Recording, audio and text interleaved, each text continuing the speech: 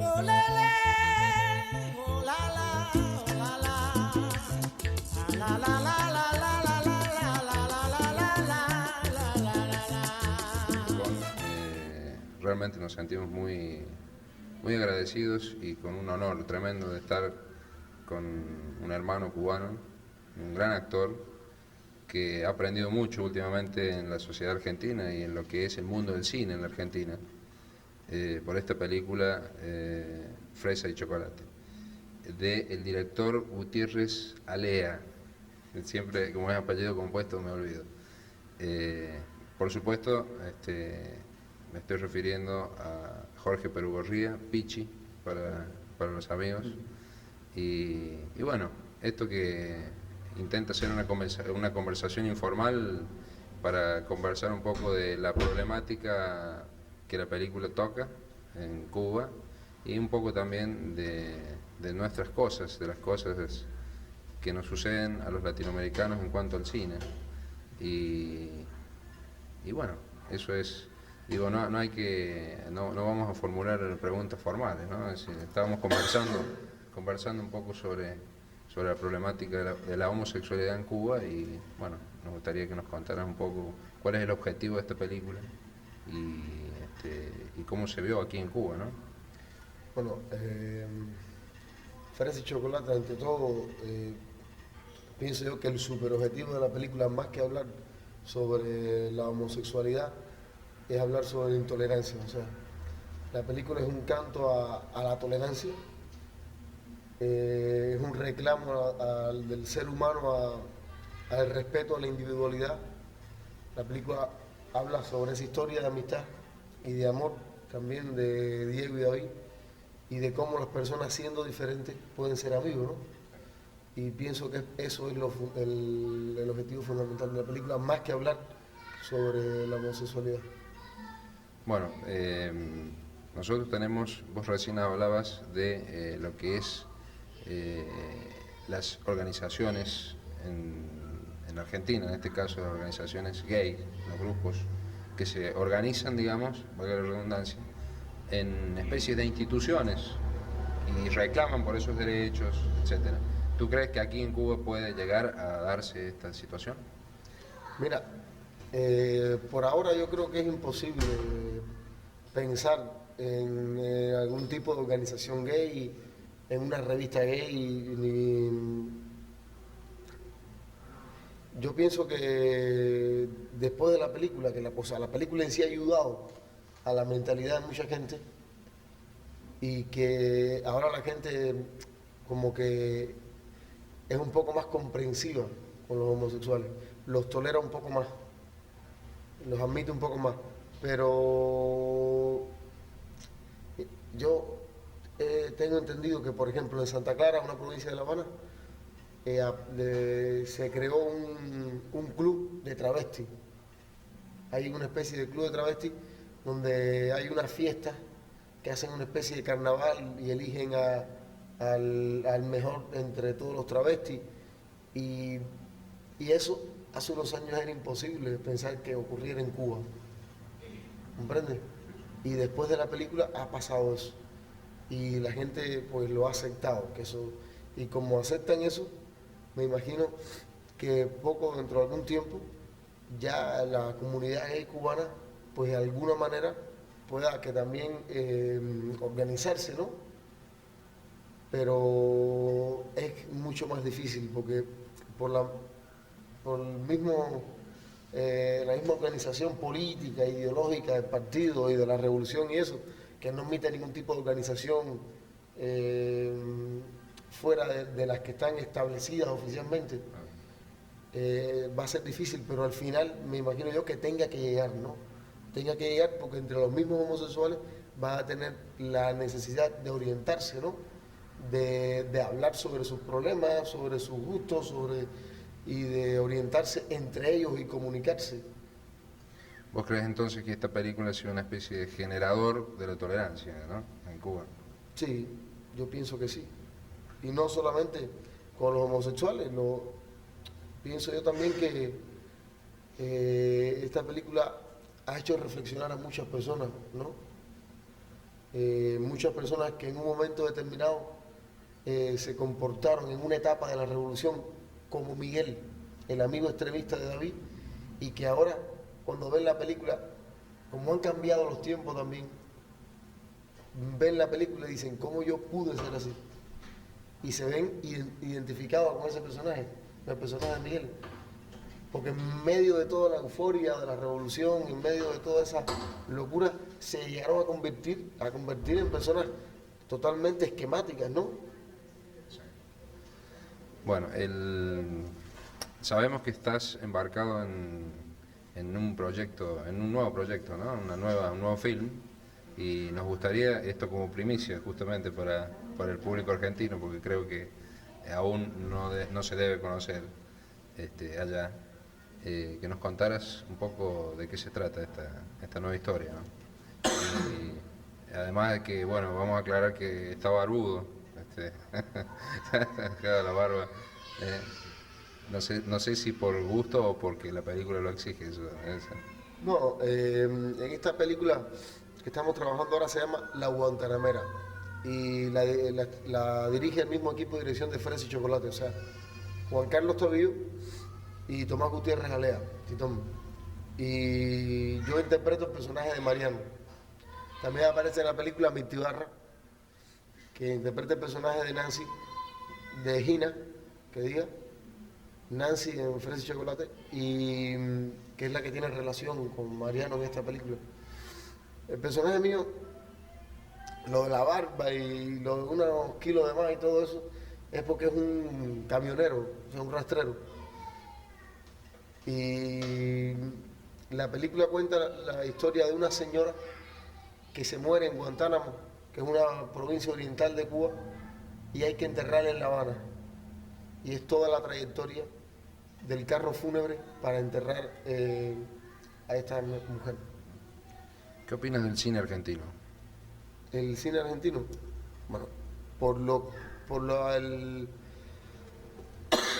disculpa, por el termómetro que tenemos nosotros para conocer el cine argentino, que es el Festival de Cine, me parece que está en medio de una crisis, por lo menos este año. O sea, realmente, hace unos años atrás las películas argentinas eran de la muestra de más fuerte del festival, y el año pasado no ha sido así. O sea, el último festival de cine, las películas argentinas que vinieron realmente no gustaron mucho. No había ni la calidad que se esperaba del cine argentino, ni la cantidad tampoco. Me parece que ha disminuido. Yo he estado hablando con algunos cineastas argentinos y me han dicho que para este año creo que va a haber mayor apoyo del Estado para el cine, y hay proyectos muy interesantes, pero por lo que vi este año el festival me parecía fatal, ¿no? Sí, proyectos siempre hay, ¿no? El problema es la cuestión presupuestaria, que es lo que impide muchas veces, ¿no?, que un proyecto se lleve adelante. Y bueno, no, la idea es preguntarte sobre si te inclinas por algún director o por algún tipo de cine en especial, ¿no? No solamente argentino, sino de América Latina. Mira, de Argentina, bueno, directores así que me gustan. Está Subiela y así ahora me costaría trabajo citar algún otro, ¿no? Yo pienso que el cine argentino, sobre todo, le pasa lo que tú dices, lo que le pasa al cine latinoamericano en general, que no hay dinero para hacer películas, sobre todas las cosas, ¿no? Esa es la fundamental, porque hay gente con proyectos interesantísimos en Latinoamérica en todas partes y no hay dinero para hacer las películas. Y andan con los proyectos debajo del brazo de festival en festival. Y entonces tienen que hacer, a veces, para poder que se les produzca un proyecto, quizás no pueden hacer lo que más les interese, ¿no? Sino tienen que entrar en las reglas del juego de la cosa comercial y eso. Yo pienso también que que hay un problema, ¿no?, con el cine latinoamericano. El cine latinoamericano tiene que ser para el espectador latinoamericano una alternativa, pero una alternativa que sea otra opción al lado del cine que llega de Hollywood. No puede ser tampoco un cine de festivales de cine, ¿comprende? No puede ser un cine que se quede en planos de la intelectualidad, con un lenguaje rebuscado, ni contando historias que no le interesen a nadie y que se aburra a todo el mundo y que la gente sufra. No, hay que hacer un cine que la gente se entretenga, se divierta, lo disfrute, que sea un cine auténtico, ¿no?, que represente esos países, pero que también la gente lo disfrute, porque si no, la gente no dejará, no será nunca una alternativa al lado del cine que viene de Estados Unidos. Y seguirá como está hasta ahora el cine latinoamericano. El tema del cine en la Argentina, te cuento, es muy complicado, muy complejo, porque existen intereses, ¿no?, que muchas veces no tienen mucho que ver con el cine o con la calidad del cine argentino, ¿no? Del cine argentino, el cine mundial, que es el que llega a la Argentina y que nosotros consumimos, y que lamentablemente hay una franja pequeña de consumo de lo que nosotros llamamos el buen cine, y ahí está lo que hablábamos recién, ¿no?, es decir, cómo se ve que la mayor parte de la población consume un cine que nosotros llamamos comercial, fundamentalmente americano. Es decir, el 80% de las películas que se consumen, sin exagerar, en Argentina son americanas, norteamericanas. Y de ese 80%, un 70% son mediocres, son películas malas. Y es lamentable porque en la Argentina, fundamentalmente en las grandes ciudades, existe una cultura del cine, es decir, la gente ve mucho cine. Y eso justamente es un dato que nosotros hemos recibido aquí y que nos llama la atención, porque justamente debido al desconocimiento que nosotros teníamos, que todo el mundo ve cine en Cuba. Es decir, vemos que la gente va al cine. Recién cuando venimos hasta tu casa preguntábamos por el actor de Fresa y Chocolate y nos iban indicando, ¿no?, dónde vivías. Primero fuimos a otro domicilio y desde allá nos mandaron aquí. Claro, es decir que obviamente, por lo que inclusive Caridad nos contaba, el cine cubano es de un gran nivel y bueno, nos ha prometido llevarnos algunas películas, y esto sirve de alguna manera como para que nos podamos integrar, ¿no?, como para que nos podamos asociar y relacionarnos en cuanto a lo que es el cine latinoamericano, el cine cubano, que no se conoce en Argentina.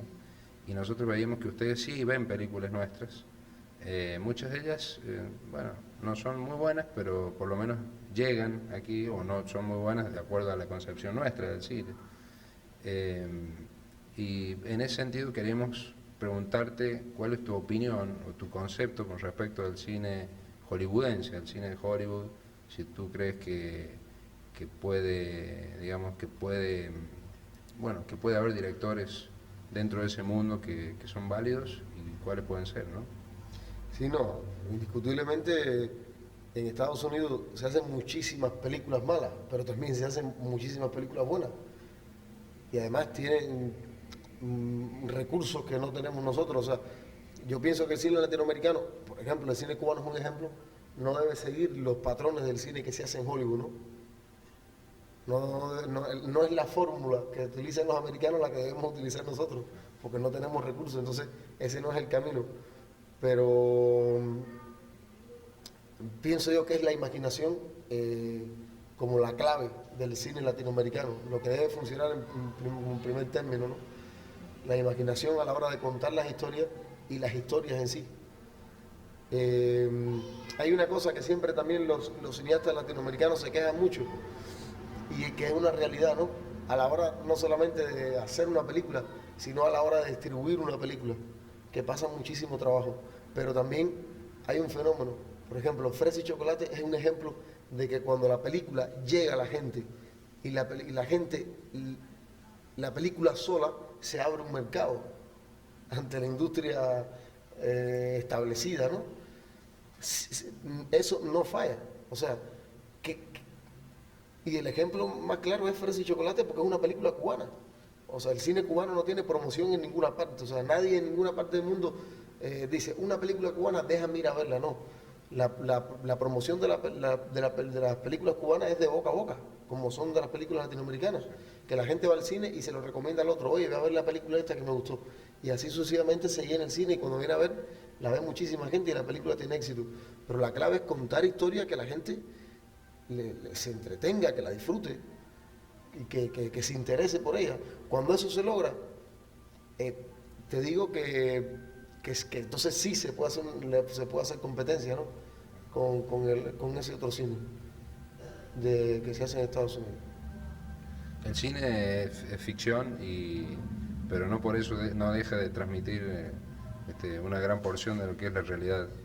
Y digo, estando aquí hemos podido conversar con mucha gente que, bueno, nosotros hemos hecho el análisis de la situación en Cuba y más o menos podemos dividir, encasillar, aunque no es la intención encasillar nada, pero que existen personas que tienen una situación, que están en una situación de crítica objetiva a lo que es actualmente el gobierno revolucionario.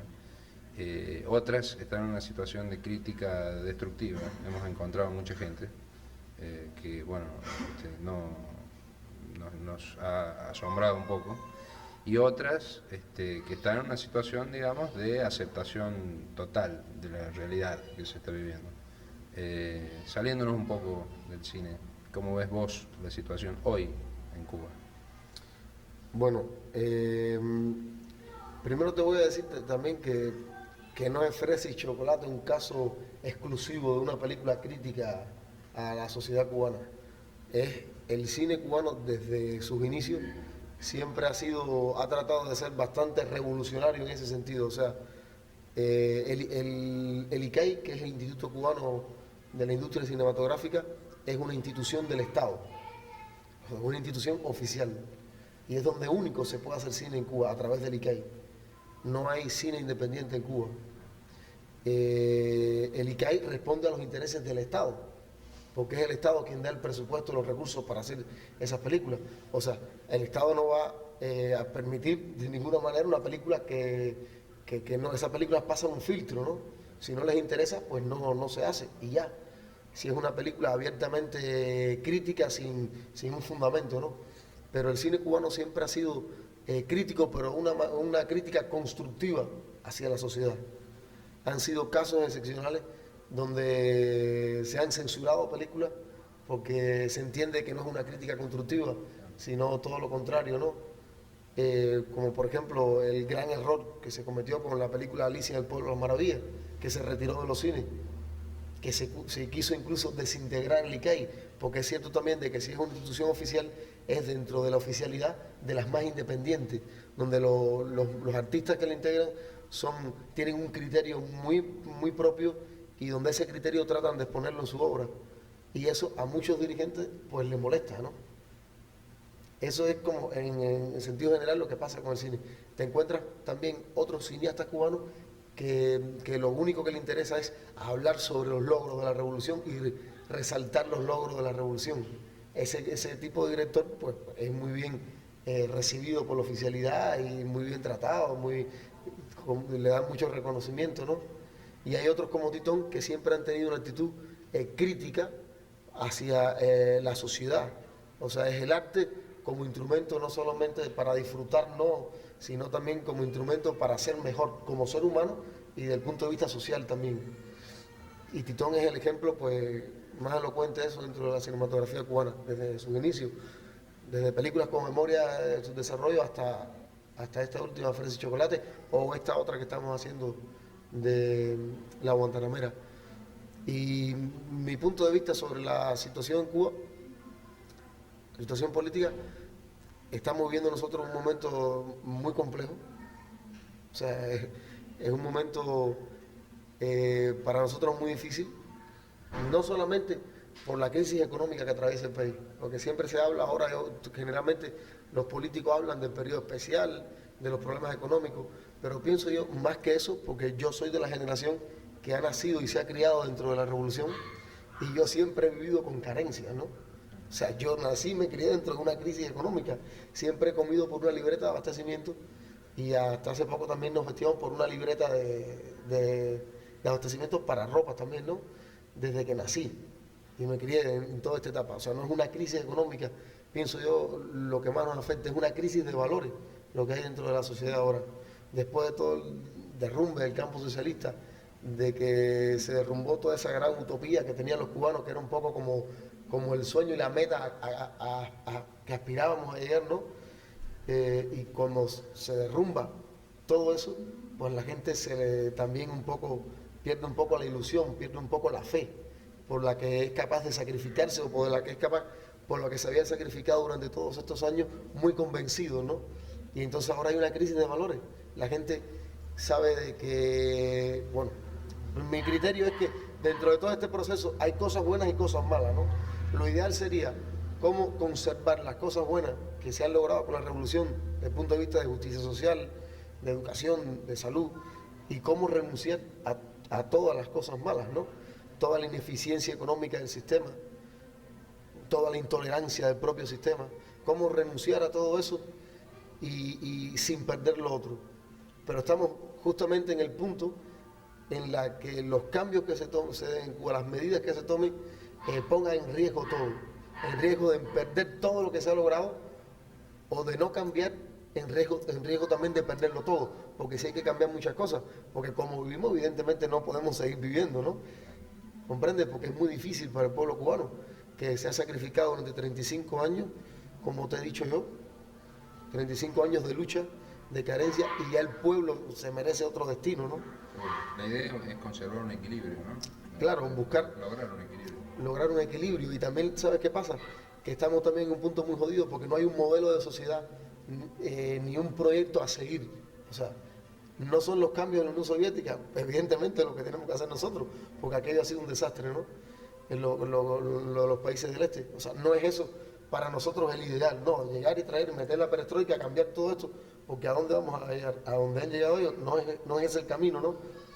Seguir como vamos, tampoco creo que es la solución, porque tenemos problemas.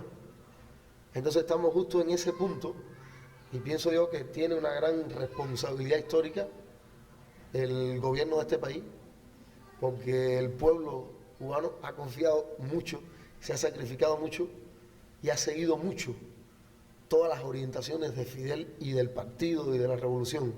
Por lo tanto, ellos tienen responsabilidad histórica con el pueblo de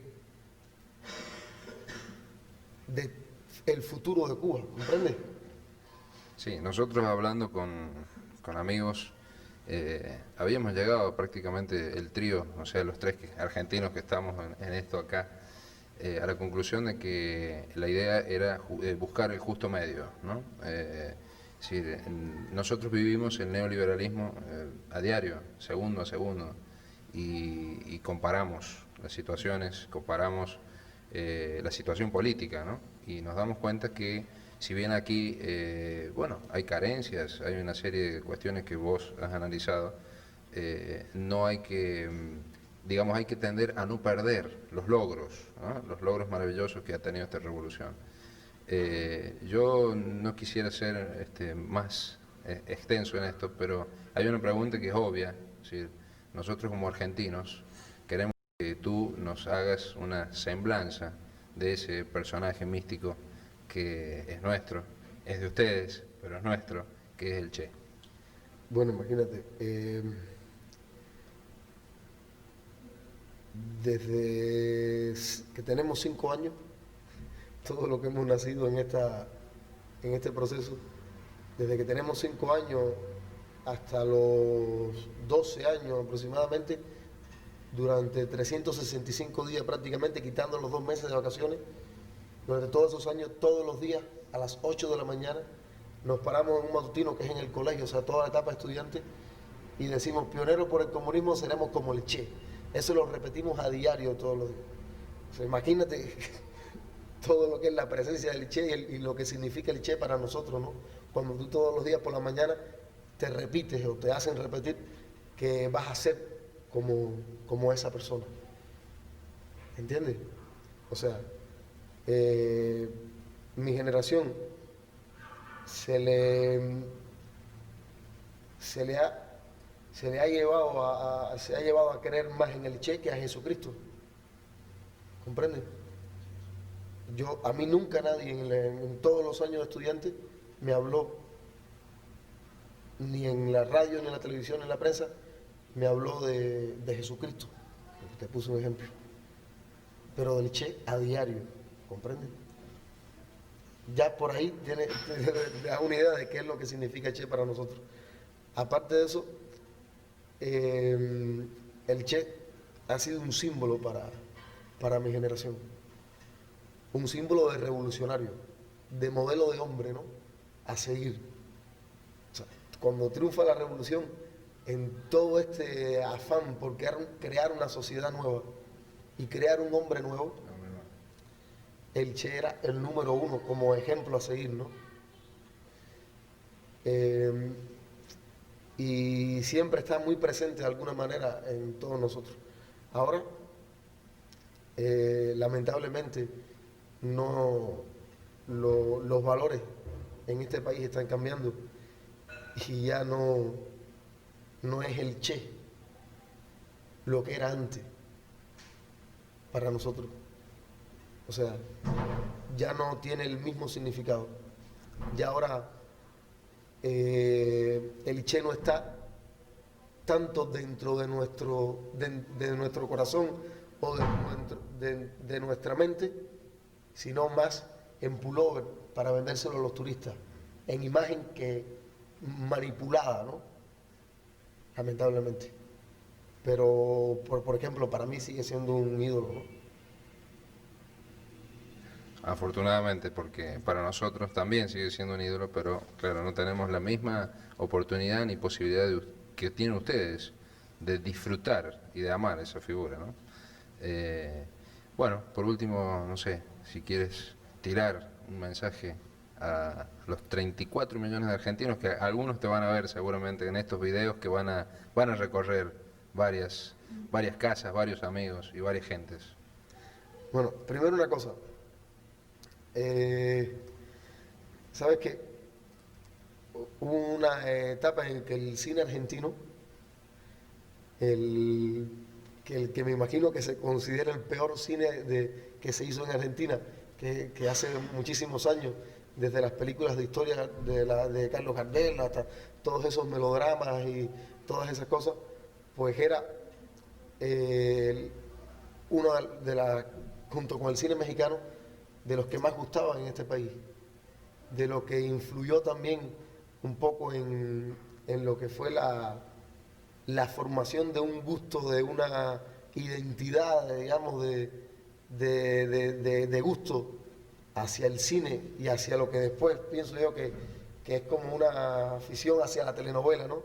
Todo eso fue influenciado en los cubanos por el cine argentino y el mexicano, ¿no? Y las películas de María Félix y todas esas grandes estrellas del cine argentino, todas esas grandes películas que ahora son grandes películas, en aquel momento uno las podía cuestionar o no, pero ahora hay que reconocer que de alguna manera llegaron a la gente y tenían y que pienso que lo peor que pudo pasar fue renunciar a eso tan radicalmente, ¿no? Ha sido muy especial para los cubanos, ¿sabes? Sobre todo para nuestros padres. Y nos criamos también llorando frente al televisor o viendo llorar a nuestra familia viendo películas argentinas. Y eso siempre estuvo muy presente entre nosotros y hizo que se estableciera un vínculo y una admiración y una especie de gusto por lo argentino, ¿no? Por lo que dentro de mí, como cubano también, está esa afición hacia lo argentino, desde el tango hasta ese país, ¿no? Y no es un país que no conozco, ¿no? Y que por eso, y por otras razones más también, que me encantaría conocer. Entonces, como es el saludo, ¿no? La ilusión que tengo de algún día poder ir a Argentina y conocer ese país. Tengo muy buenos amigos allí también, Y también, bueno, mandarle un saludo a Fito, por ejemplo, que es mi amigo, y a su esposa. En nombre de todos los argentinos, seguramente serás bienvenido. Muchas gracias, Jorge. Gracias a usted.